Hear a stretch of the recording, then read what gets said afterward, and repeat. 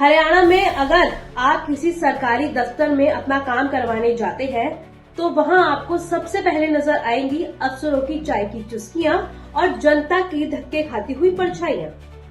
नमस्कार, आप देख रहे हैं हिंदुस्तान नाउ और मैं हूं आपके साथ यशिका शर्मा। सरकारें बदलती रही, वादे बदलते रहे, लेकिन अफसरशाही का रोग आज भी ठीक वही, दिल बटे सन्नाटा। हरियाणा में मुख्यमंत्री बदल गए, कुर्सियां बदली, चेहरे बदले, पर नहीं बदली तो अफसरों की दादागिरी और कामचोरी की परंपरा। मनोहर लाल की सरकार में भी हाल यही था और अब नायाब सिंह सैनी की कुर्सी पर बैठने के बाद भी यही हाल है। लापरवाही का आलम जैसे का तैसा नजर आ रहा है। सवाल बड़ा है, आखिर अफसर सुनते किसकी हैं? जनता की या सिर्फ अपनी? बीजेपी के नेता विधायक सरकार की चेतावनी, लापरवाही बर्दाश्त नहीं की जाएगी, लेकिन जमीनी हकीकत कहती है हरियाणा के अफसर सरकार को ही आंख दिखाकर काम कर रहे हैं। जनता परेशान और अफसर सिस्टम को अपनी बेपौती समझकर बैठे हैं। आवास में हाल ही में एक अहम बैठक हुई।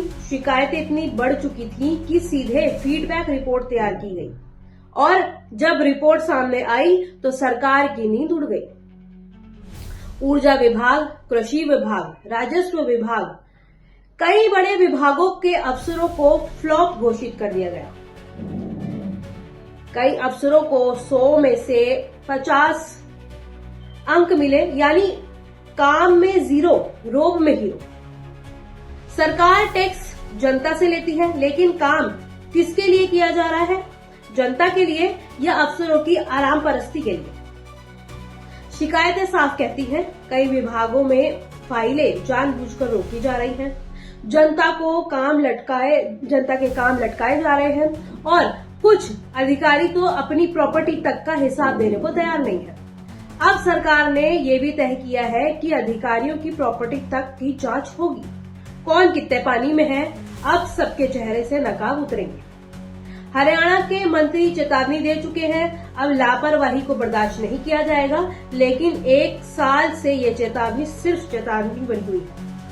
अगर सरकार मजबूत है तो अफसर इतने बेलगाम कैसे हैं? और अगर अफसर इतने मजबूत हैं तो सरकार कमजोर है, ये मानना पड़ेगा। हरियाणा की जनता जवाब मांग रही है, अब कुर्सी पर काम बैठेगा या सिर्फ कुर्सी ही बैठेगी? मैं हूं यशिका शर्मा और आप देख रहे थे हिंदुस्तान नाउ। सवाल हमारा, जवाब सरकार का।